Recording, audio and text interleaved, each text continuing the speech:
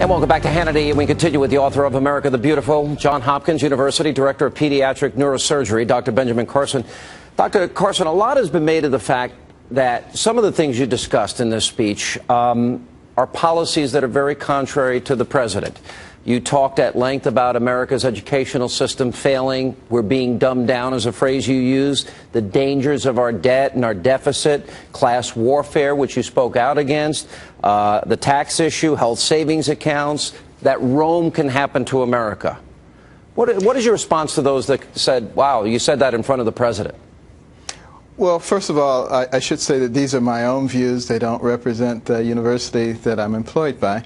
But, you know, it really didn't matter who I was sitting in front of, because I always pray before I give a speech, and I ask God to give me the right things to say.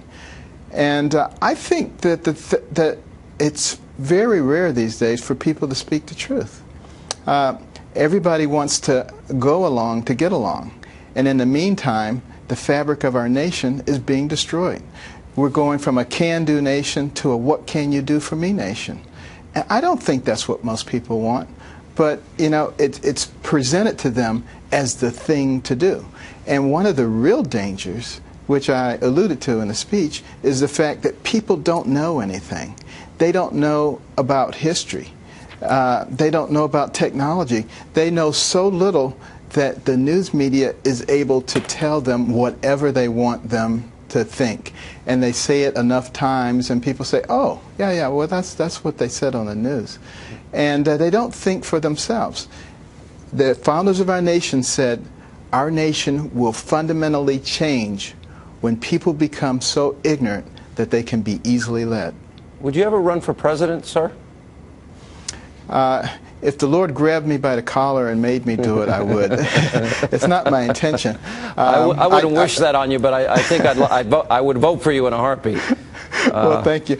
I have so many emails from people saying that I could probably finance my campaign if each one gave me a nickel. Okay. What about, you gave a warning, though, about America. I share your concern. Morally, I see a decay in the country.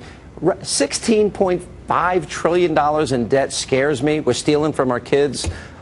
You came up with a great idea. I've always believed in health savings accounts. I don't like class warfare. What can we do to change things? You said we could either go down the direction of Rome, or we can change things. Yeah, well, I think the brave leaders, not the ones who are just wrapped up in their egos. And, you know, I'm not pointing this at any particular person or at any particular party. But the fact of the matter is there are a lot of people with a lot of hubris which just thinks my way or the highway. And the reason that I gave the example of the eagle with two wings, a left wing and a right wing, is that all good ideals don't reside in one party. But as the Bible says, in a multitude of counselors is safety.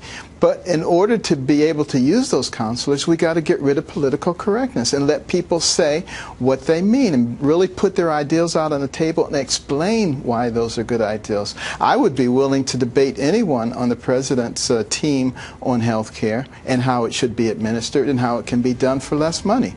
I'll tell you what I don't get a chance to do that. Because we're running out of time, and I want you to come back and tell the story. You explained it so well on Francis Scott Key. I'm going to invite Austin Goolsbee on with you, and if you would come next week, maybe we can talk about those issues. Your book is amazing. The speech was amazing. I put it on my website, Hannity.com. I hope you'll come back and see us again. Absolutely. Thank you.